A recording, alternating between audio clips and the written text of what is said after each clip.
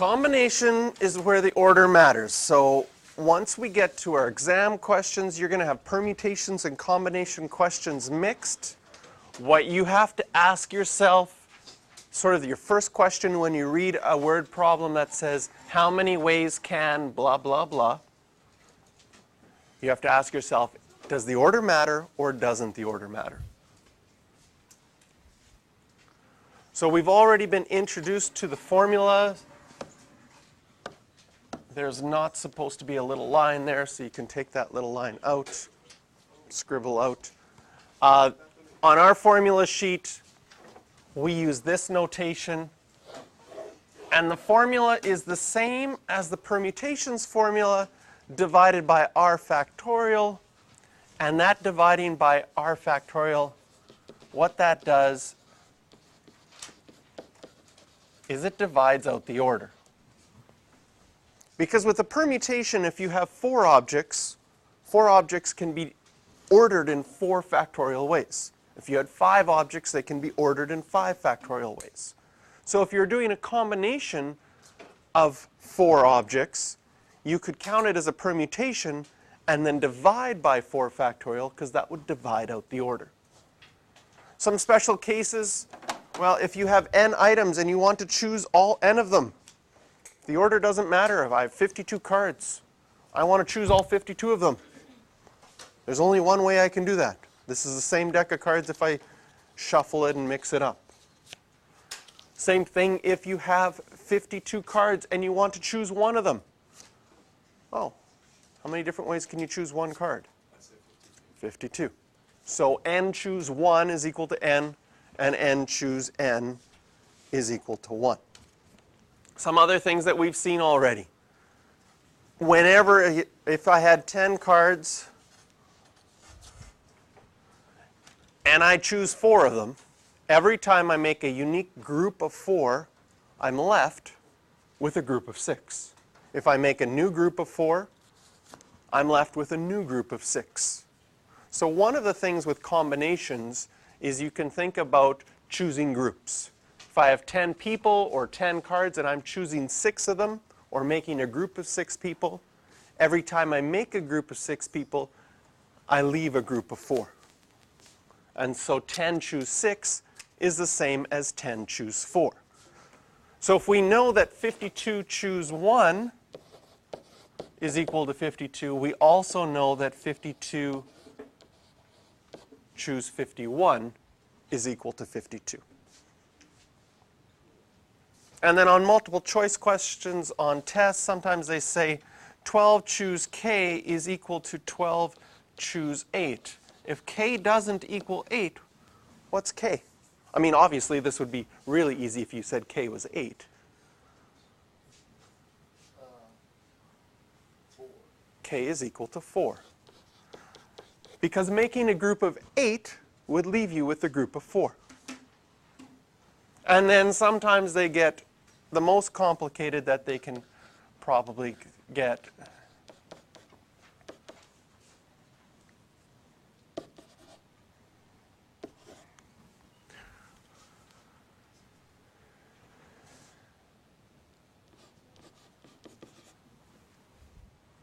Something like that. K is on both sides. What do you know about k plus 1 and k plus 2?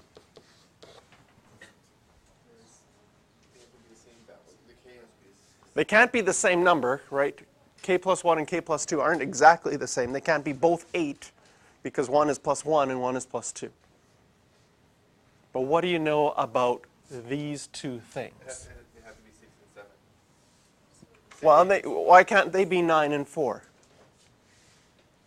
Because the difference between them is only... Okay. But the key thing before you said that, you used another idea. What was the idea that before you noticed that they were 1 apart? Why couldn't they be 7 and 8? Why couldn't they be 9 and 10? Those are 1 apart. Because they don't equal 13. Because they don't equal 13. Notice that these two numbers, if these are equal, they add up to 10. These ones added up to 52. 4 and 8 added up to 12. So in this example, these ones would have to add up to 13. And then the math becomes easy because it's just 2k plus 3 equals 13, 2k equals 10, and k is equal to 5. And it works out that they are 6 and 7.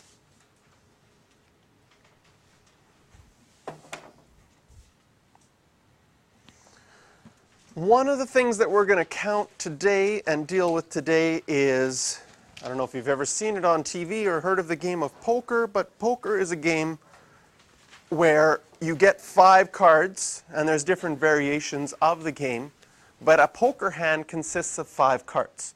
And depending on the 5 cards, some poker hands are better than others. So I'm going to give you an example of a poker hand chosen at random here. I'm going to take this card, and I take this card, this one, this one, this one. Now, be prepared to be amazed. You'll probably never see this again in your entire life. You ready? 2 of hearts. Jack of clubs. Queen of spades. I know the excitement is building. 7 of diamonds and the 10 of hearts. So for those of you that know how to play poker, you realize that this is a terrible, terrible hand. Probably one of the worst. It is the worst hand possible as far as like having all cards different is considered the worst hand possible. But the amazing thing that I was like, you'll never see this again. The chances of me getting this exact hand with these numbers, with these suits, it's like 1 in 2.6 million. Now, why do I say 2.6 million? Well, because this is one hand out of all possible hands. Well, how many hands are there in total? Well, we have 52 cards. We need to make groups of 5, so we need to choose 5 of them. The order doesn't matter. You can mix your cards up once you get them. So we put this into our calculator. Someone just check this number. It's around 2.6 million. Did I get the digits all right? Yeah? Okay, good. So that's a lot of poker hands. One of the things that makes poker exciting is because there's so many possibilities. You don't really know what the other person could have. In some games like Texas Hold'em, you have an idea of what 3 of their cards might be and trying to figure out the rest from there. So we'll do some poker hands this morning, some more this afternoon. We can play some games. We can gamble. So different kind of things that can lead you into an idea that this is a combinations question is the types of things they're asking you to find. So here, a committee. Ask yourself, if I'm making a committee, does the order matter of the people on that committee? No. So this is telling me already this is probably going to be a combinations question. A committee of 2 boys and 3 girls is to be selected from a class of 15 boys and 18 girls. So we actually have to make 2 decisions here. We have to figure out how we're going to choose our boys and how we're going to choose our girls. Now, when we have a decisions question, we use spaces, right? I have to make a decision about which boys are going to be on the committee and a decision about which girls are going to be on the committee. How many ways could I choose the boys? 15 boys, I need to choose 2 of them. How many ways could I choose the girls? 18 girls, I need to choose 3 of them. And now a dilemma is going to come up on your head on an exam. What should I do with these two numbers? Should I add them or should I multiply them? Multiply them. Okay? So if we think of these as decisions and spaces, what did we always do with our spaces and decisions questions? We multiplied. When did we add? We added when we had cases questions. And in a cases question, a case counts something in its entirety. And then you break things up into different cases. So in its entirety, we are making a committee of 5 people. So when we look at just the boys, and I do 15 choose 2, do I have an entire committee of 5 people at that time? No. So that's why it's not a cases question. We're not adding in between. It is a decisions question. And if you think for each group of 2 boys, so if my 2 boys were James and Peter, they could be with every single group of 3 girls. And so since each group of boys can go with each group of girls in the committee, you have to multiply to get all the possibilities in total. So you can type that into your calculator to figure out the value.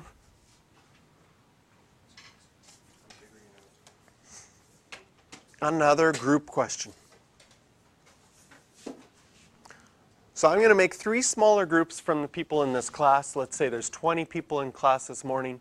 I want to put 8 into group A, 5 into group B, and 7 into group C. So again, we start thinking, oh, we're putting people into groups. Order doesn't matter. But I have some decisions to make. What could be my decisions? What do I have to decide if I'm making the groups? How many people? First, how many? 20, choose 8. So I need to put people into group A? And, well, that's not group A. That's an 8. Group A, and then I'm going to have to make a decision for group B, and then I'm going to have to make a decision for group C. Exactly. How many choices do I have for putting people into group A?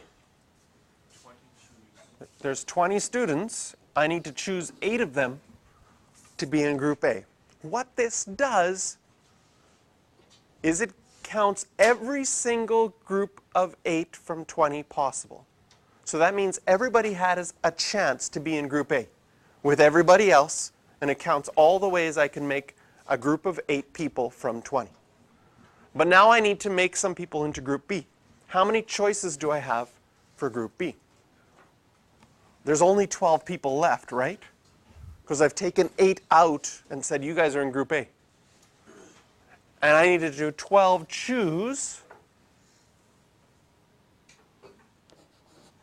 5, because there's going to be 5 people in group B. And so of all the 12 people left, that'll count all the different ways I can make groups of 5 from those 12. What's going to happen in group C? 7 choose 7. What is 7 choose 7? 1. Does it make sense that once I've decided who's in group A and who's in group B, and I go, how am I going to decide who's in group C? Well, everybody that's left is going to have to be in group C. And so there's only going to be one way to do that. Now, someone says, well, wait a minute, Mr. JR, what happens if you decided to choose group B first, and then group C, and then left group A to the end? Would it make a difference? Should you still get the same number? Well, if I chose group B first, well, then it'll be 20 choose 5 to start with. That's different numbers. And then group C, well, I have 15 people left. I need to choose 7 of them. And then there's 8, choose 8 in the end. So are these numbers the same? How would we tell? Again, let's just go quickly to the formula. What does 20 choose 8 mean? Well, that's 20 factorial over 20 factorial over 8 factorial. 8 factorial from there, and 12 factorial, because the bottom 2 numbers always add to the top. And the second one's going to be 12 factorial over 5 factorial, 7 factorial. And the third one's going to be 7 factorial over 7 factorial. No. 0 factorial. Do you remember what the definition of 0 factorial was? Same as 1. It's equal to 1. So if we do some simplifying here, can you see that these 7s would simplify? Can you see that I could simplify this 12 with this 12? And once it's simplified, I'd be left with 20 factorial over 8 factorial, 5 factorial, 7 factorial. Let's look at the second one. If I did the formula for these, I'd have 5 factorial and 15 factorial. 15 factorial over 7 factorial and 8 factorial, and 8 factorial over 8 factorial and 0 factorial. Well, these will simplify. The 15s will simplify, and this one's equal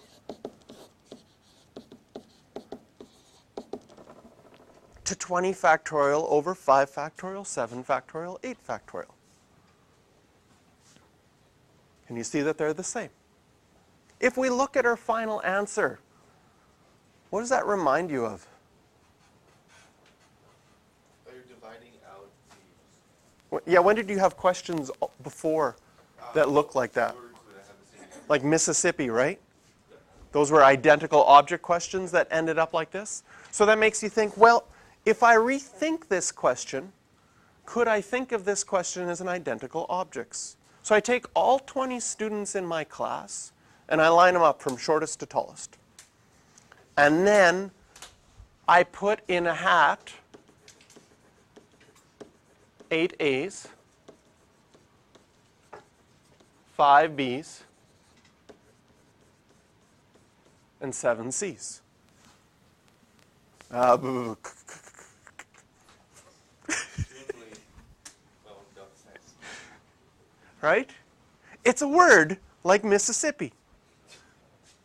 And every time that I rearrange the letters, and if you're lined up, every one of those rearrangements will make different groupings.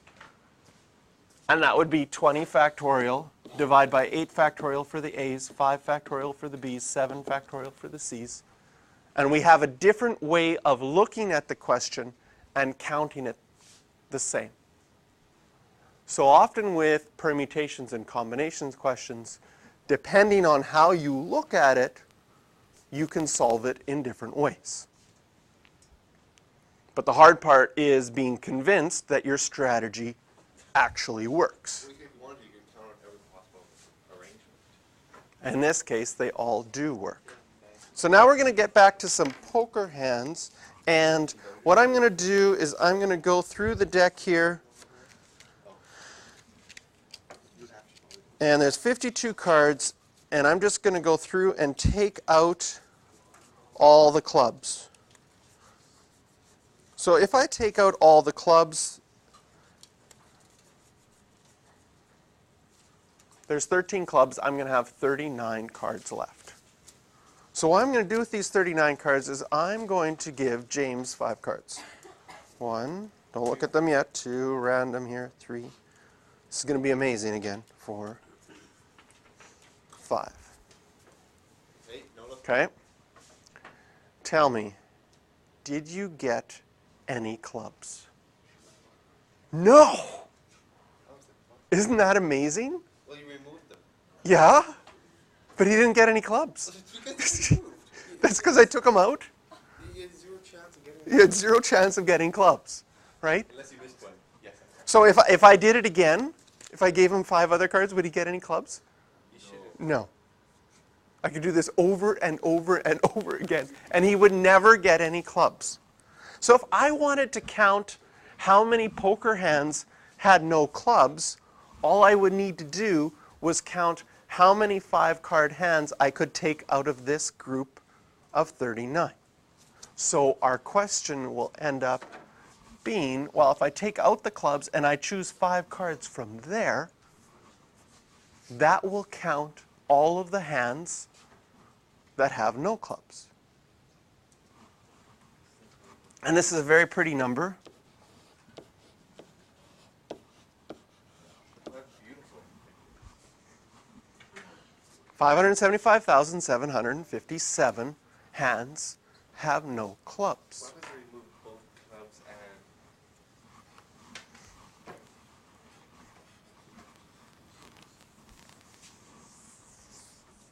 And I know I've been doing this all year, but in this question in particular, I'm going to mess with your minds. Yep. Okay? I'm going to become a salesperson.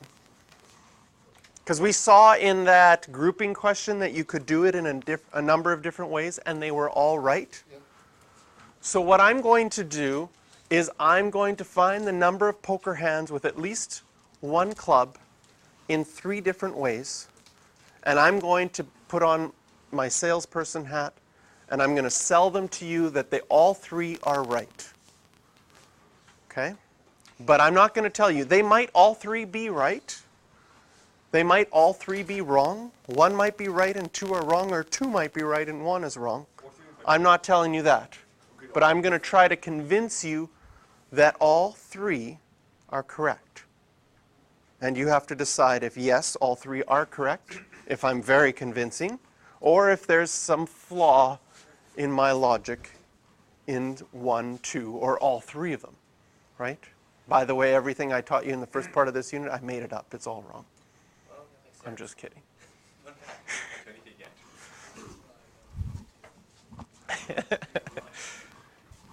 All right. So here, method number 1. I want to get at least 1 club. So I take out all the clubs, which I've done already. I have 13 clubs here. And I'm going to randomly pick 1 of them. So the way I could do that is 13 choose 1. The reason I do that is I want to make sure I have at least 1 club. So by taking the 13 clubs and choosing 1, I get at least 1.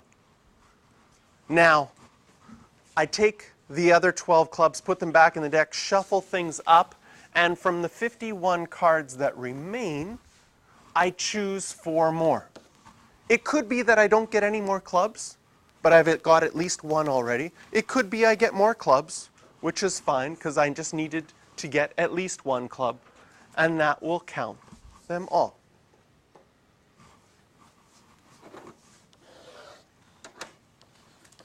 Strategy number 2. Well, I already have counted how many poker hands in total there are. So all the poker hands in total were 52, choose 5. And in the last question, we counted how many poker hands had no clubs. Well, those ones would be bad. You don't want any cards with no clubs. So I'm going to use the not strategy. If I count all the poker hands, 52 choose 5, and I subtract the ones without any clubs, what I'm going to be left with is poker hands with at least 1 club.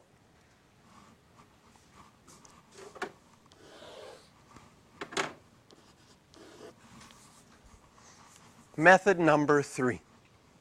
I'm going to use cases. At least 1 club, I'm going to break things down and count things separately. So I'm going to start with case 1.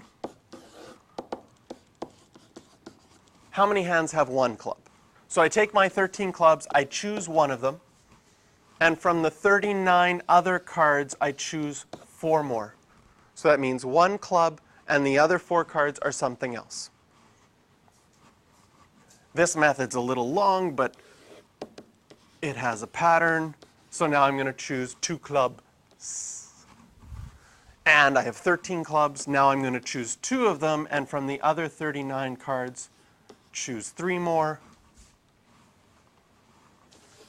Case 3, I'm going to pick 3 clubs. So 13 clubs, choose 3 of them. From the other 39, choose 2 more. Case 4, 4 clubs, so 13 cards, choose 4 of them. From the other 39 cards, I choose 1 more. And case 5, all 5 of them are clubs, so I just have to take my 13 cards and choose 5 of them. Since it's a cases question, I would then add everything up and I get my answer. So those are 3 ways to solve this question. All 3 of them are right, or so I would have you believe. And now we'll open it for discussion. So I have calculated 2023203. What was number 1? What's the middle one? The middle one is the same, 2023203. And the first one? 324. Oh, crap. Oh, wait, no, that's good. Okay.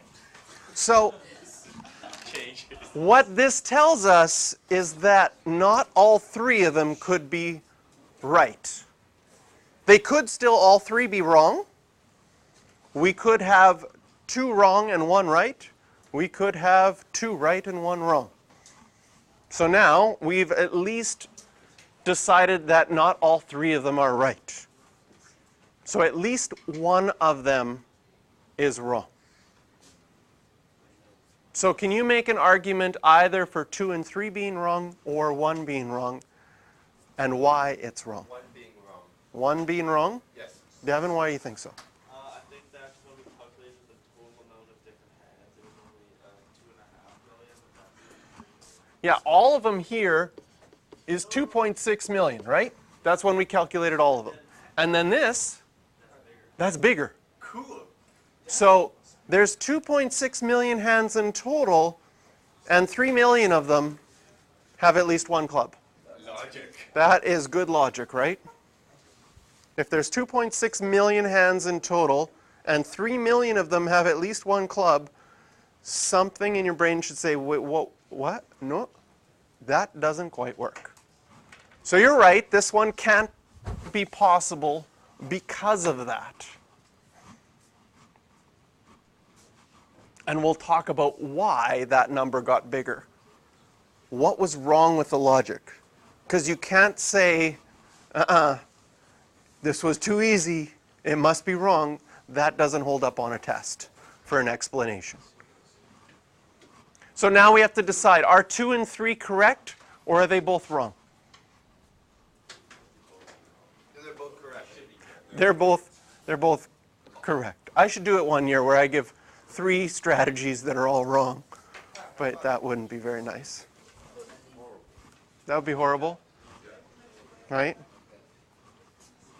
What would it be like to teach a unit all wrong for 4 days in a row just to do a quiz, and then after that say, just kidding? To do it April Fool's Day, I should do that? Thank goodness I'm a parent, dude. Yeah.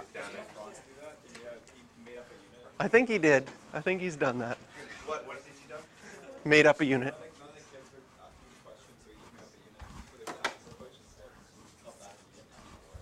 Okay. So now, what is wrong with number 1? Because number 1 and number 3 in the cases seem a lot similar. So what happens in number 1 that gives us a problem? Well, let's go through a specific scenario of number 1. I have 13 cards. I need to choose one of them. Which one did I pick? I picked the Queen of Clubs. Okay. So I could have picked the Queen of Clubs first, and then I need to pick 4 more. So I put the other clubs in the decks, I mix it up, and I pick 4 more. What are the possibilities for my 4 more? What could I pick first? Just 2 of clubs. 2 of clubs. Perfect. And then I pick what? 3 of hearts. 3 of hearts. And then King of yes. King of yes. Spades. Okay, spades. King of yes. And then finally, 2 of diamonds. 2 of diamonds. So that is a possibility in this situation. That would have been counted as one of the 3 million. Don't worry, we won't go through all 3 million at this moment. Whew. 2, another possibility that I could have done? Well, I could have mixed up these cards and I could have pulled out the 2 of clubs. Okay. And then of the 51 cards, I happen to pick the 3 of hearts, the king of spades, the 2 of diamonds, and the queen of clubs. That would have been counted as the second hand. What do you notice about those 2 hands? They're the same. So the reason that we got more than 2.6 million is we counted some hands too many times. We counted some hands more than once. And here's an example. If I chose the queen of clubs first and then had the 2 of clubs mixed in there later, in another hand I would have picked the 2 of clubs first and then picked the queen of clubs later. And those hands are identical. Because you choose one out of 13, which is a club, and then you're putting the card back in the deck and choosing another one. By multiplying, you're using whenever you make 2 decisions, you are introducing the fundamental counting principle, which does have order. And if what you're choosing, in this case, clubs, if you have the possibility of picking something in the first part and picking it in the second part, if there's an overlap, you will create order, as we see in this example, and count things too many times. So you're able to count things separately as long as they don't overlap, and then the order won't come into play. That's what happened in the cases. Here, I picked clubs. Here, I picked cards other than clubs. And so having that didn't affect the total number. But as soon as you're picking the same thing has the possibility of being chosen in one place or in another place, you create order and you will count too many.